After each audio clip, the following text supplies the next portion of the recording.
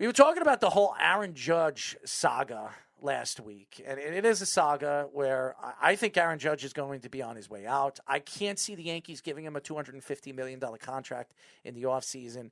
I think he wants to weigh his options. I think he wants to see what's out in the open. As a Yankee fan, you should be worried because Luis Severino has been fantastic his first 2 starts. And what does that tell you about Luis Severino? He's back. 2, he's healthy. And 3, he's going to want a lot of money at the end of the season. We have seen pitchers make a ton of money. And if Luis Severino keeps pitching the way he is, he's going to be up probably for a Cy Young. He's got 1 win. He has a 2.25 ERA, 1 earned run. Luis Severino is a known commodity to this team. The Yankees gave him that great affordable extension. They thought his shoulder was going to be healthy after that, and then his UCL teared, and then he was out for another full season. But this is his last year on his contract, which means he's going to want a lot of money. And the Yankees are going to have to decide who they're going to sign. I don't see them signing both players because Aaron Judge is going to command at least $200 and some odd million. I'm going to say about $250. Luis, if the Yankees get him on a good deal and he wants to stay with the Yankees, which probably he does, you're seeing at least a 5-6 year deal. Luis is going to want between $20 and $25 million a year, which would make him mediocre when it comes to the starting pitching in the league. Zach Wheeler type of money. Zach Wheeler is one of the best pitchers in the National League. He's been that for the past 2 years. Luis Severino has a lot to prove. He's still not going to make that $30 million because he's not healthy. Nobody's going to trust that he's going to stay healthy. So let's say the Yankees offer him 5 years, $125 million. That's a lot of money. And then giving Aaron Judge $250, you're talking about an offseason where you're paying almost $350 million to 2 players. The Yankees don't like to spend money. They haven't spent a lot of money in a while. They don't give large extensions, as we've seen over the last couple of years. This is a different Yankee team now. Now, the Yankees are still amongst the league's top 5 salaries and all that other stuff. They're still 3rd in overall payroll. They're signing their own players. They're not going after free agents that really stand out. They're not overpaying. The only person they overpaid was Garrett Cole. But they needed a starting pitcher because Savarino was hurt. They needed to figure something out at that position. Garrett Cole right now has not been a great pitcher for the Yankees this year. I mean, it's been 2 games. I'm not worried about Garrett Cole. But killed by, yes, Vladimir Guerrero. Killed in the first 3 innings by the Boston Red Sox, which I'm not surprised. We remember the wild card game. He hasn't pitched well against good lineups. Hopefully, when he starts to play the worse lineups, and he's going to be playing the Orioles this weekend, so I expect him to figure things out. This team needs to figure out who they are and what this identity is as this team. Because Luis Severino is a story. It's going to be a good story for the Yankees if he continues doing what he's doing.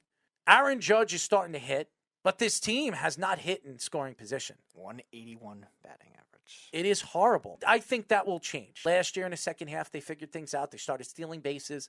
They added some speed to this team. This team is very good defensively sound, and you have to have good defense in the playoffs. But offensively, you would think that this team was just a powerhouse, and they're just not. Right now, this team is batting altogether, I think, 205. That is alarming when you're looking at, I know it's only 8 games. They're still in second place right now. They're playing the Orioles right now, which they lost, by the way, yesterday against horribly. This bullpen's been great. They're one of the top 3 bullpens in baseball. And that's what you want to hear because that's been their strength forever. Since Mariano Rivera, this has been either the best bullpen or a top 3 bullpen every single year. They finally got it right. You got to give a lot of credit to Brian Cashman in the offseason. They didn't really overpay for pitchers. They made a lot of trades. And the trades worked. And so far, if this bullpen can stay fresh throughout the season, which has always been a problem with Aaron Boone, and that's why Tyler Harrison wants to jump off a plank. Tyler Harrison did not like Aaron Boone from the moment he got hired. Yes, which I still don't understand. Again, Yankee fans just don't like anything when they don't win championship. Giancarlo Stanton's played well, too. Rizzo's been fantastic. Yeah. And right now, Rizzo's amongst the best first basemen in the league. He's an unbelievable defensive player. What makes Rizzo special is when he hits like this, he's unstoppable. Right. He already has 3 home runs. He has 3 home runs, 7 RBIs. The batting average is a little low, 214, but his on-base percentage is 389, so that makes up for it. I expect him to hit about 250, 260. That's where he usually hits. He's not a 300 hitter. He's a power hitter. If Rizzo continues doing what he is doing, I don't think Yankee fans should be upset that they didn't get Freeman in the offseason, which, by the way, Freeman has 1 home run. He's not hitting the ball either. The Yankees have done well in the offseason. It's not really – it's Aaron Judge. Gleyber Torres, who I still think will figure things out. Gallo's had a rough start. We expect Gallo to. Until this shift completely gets torn out, Gallo is going to be the same Gallo we remember, okay? He's going to hit 210. He'll give you 30 home runs. He'll get hot sometime in 1 month where he's going to hit like 10, 13 home runs, and everybody's going to be like, oh, my God, he should be starting over Aaron Judge. And then all of a sudden, he'll fall apart. The Yankees right now, I would say they're where they want to be. AL East is the best in baseball. There's not even an argument. If you look at how so crunched these teams are together, Toronto, the Yankees, Tampa, and Boston, all 4 teams can make the playoffs. All 4 teams can win a championship this year. They're sensational teams, all of them. And they're built very well, all of them. So being that you're in the hardest division in baseball, you're going to be contending. So I look at the Yankees right now. They got to figure something out with Aaron Judge. Before season's end, knock something out of the ballpark for Aaron Judge where he can't refuse. Tell him we'll give you an extra 10, 15 million. We'll give you incentives. You'll be making $42 million a year. We'll make you happy. Because if he goes to free agency, Yankee fans are not going to be very happy because I don't think he'll be there. And then there's the Mets. Met fans should be happy right now. Last week, the Met fans were about to jump off a plank.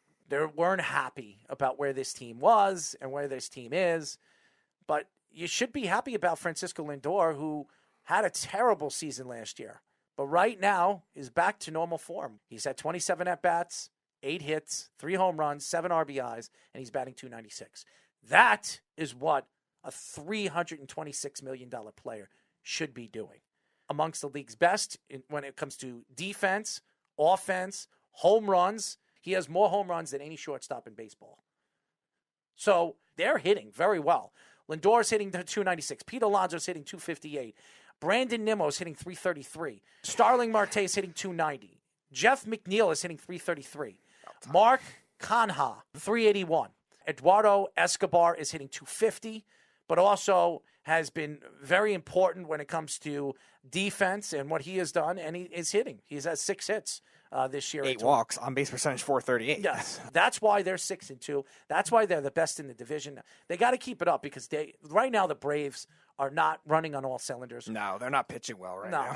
And when they start to pitch well and when they start to run on all cylinders, we expect them to be dangerous. But they're 4-5 right now. The Mets are the best team in baseball. Yeah, the Mets have only one bad game offensively so far. That was the last game of the series against the Nationals, where they only scored 3 runs. The Mets bullpen is a little questionable right now with certain guys not bouncing back the way we were thinking they were going to. Seth Lugo's had a couple rough starts. Trevor May now just got hurt, and he was pitching hurt for a lot of it.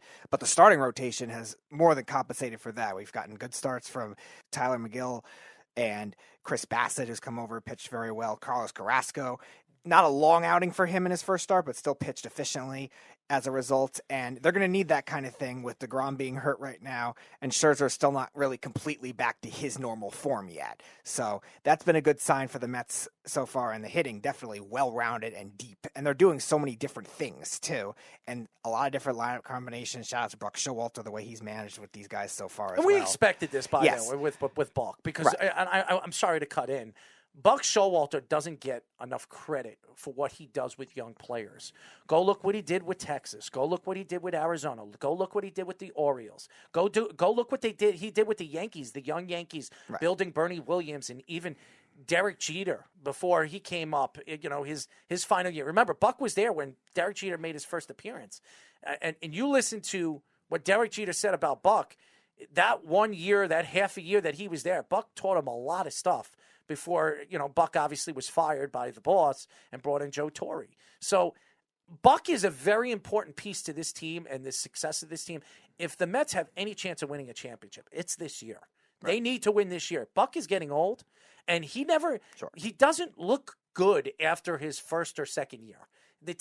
He's like the Tom Thibodeau of baseball, okay? The team looks good the first 1 or 2 years, and then they fall apart. He just wears out his welcome over there with the organization. So I think this is an important year for the Mets. The Mets have to play well throughout the season, get this team into the playoffs in a very good position where they can be lined up against a bad team in the first round where they could be positioned where they could win a World Series. Yeah, if they win the division, they'll also get a bye too, if they're one of the top two, which will help. Listen, if they can get Jacob deGrom back, earlier, more sooner than later, and he stays healthy, this team's going to be very hard to beat. I mean, you have two unbelievable pitchers in Jacob deGrom and Max Scherzer. When it gets warm out, you're going to see how good Max Scherzer is. He's just unbelievable.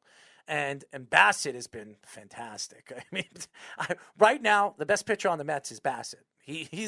I've been very surprised. I never really got a chance to watch Bassitt play until really his first two starts with the Mets. He's a fantastic pitcher. When he's on, he's unhittable. And he has been fantastic. I mean, how many runs has he given up? He's given up 1 earned run this year, 0.75 ERA, 0.67 WHIP, 14 strikeouts, and only 3 walks. It's ridiculous. He's been ridiculous. He's been the best pitcher for the Mets. Right now, he's been one of the best pitchers in baseball. I mean, the Mets might have struck gold making that trade with the A's because right now he has been the best pitcher throughout the league. I know it's only 2 starts, but if he continues pitching the way he is, he's going to be up for a Cy Young. We saw what he did in the American League. He was up for a Cy Young last year before he got hit in the head with a baseball. This rotation with those top 3 guys could be unstoppable. It's scary.